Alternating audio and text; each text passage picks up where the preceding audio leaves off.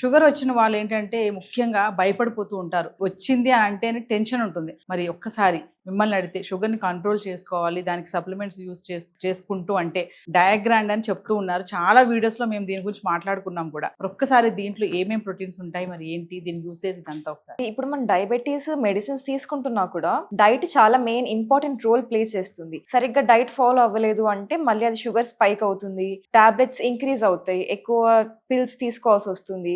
అలాంటివన్నీ చూస్తూ ఉంటారు. సో అలాంటి వాళ్ళందరికీ కూడా, అలాంటి సమస్యలతో బాధపడుతున్న వాళ్ళందరికీ డయాగ్రామ్ చాలా బాగా హెల్ప్ చేస్తుందండి.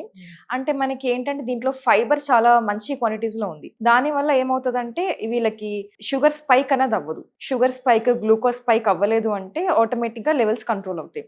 ఇప్పుడు మనకి దీంట్లో ఏంటంటే 5 ప్రోటీన్ బ్లెండ్ ఉంటుంది. ఒకటి కేసీన్, ఒకటి వెయ్ ప్రోటీన్, ఒకటి soya protein, brown rice protein, ఇంకా గ్రీన్ పీ ప్రోటీన్.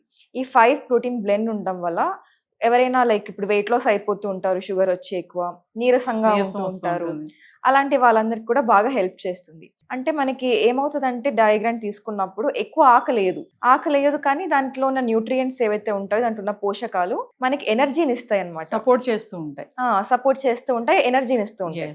దానివల్ల ఎక్కువ ఆకలేకున్నా కూడా ఎనర్జెటిక్ గా ఉంటారు, నీరసం కూడా రాకుండా హెల్ప్ చేస్తుంది. షుగర్ వచ్చిన వాళ్ళు చాలా మంది రైస్ తినకూడదు అంటారు, కొంచెం తక్కువ తింటా ఉంటారు. దానివల్ల మీరు అన్నట్టుగానే నీరసం కూడా వస్తూ ఉంటుంది. బట్ వాళ్ళకి ఆకలి వేస్తుంది కానీ తినడం వల్ల మళ్ళీ ఏంటంటే షుగర్ అటాక్ అవుతుందేమో నాకు భయంతో కూడా ఉంటారు. మరి డయాగ్రామ్ వాడడం వల్ల అడిషనల్ గా ఏమైనా బెనిఫిట్స్, కంట్రోల్ చేసుకోవాలి అని అంటే షుగర్ ని? అవునండి, మీరు చెప్పినట్టు వాళ్ళు కొంచెంగా తింటూ ఉంటారు. కొంతమంది ఎక్కువ తినేస్తూ ఉంటారు, ఆకలేస్తుంది కొంచెమే తింటున్నామని చెప్పి ఎక్కువ తినేస్తారు, నీరసంగా ఉంది అని చెప్పి. ఏదైతే దానివల్ల వెయిట్ గెయిన్ అవుతారు లేదా వెయిట్ లాస్ అవుతారు. ఎక్కువ తినేవాళ్ళు వెయిట్ గెయిన్ అయిపోతారు, షుగర్ స్పైక్ అవుతుంది.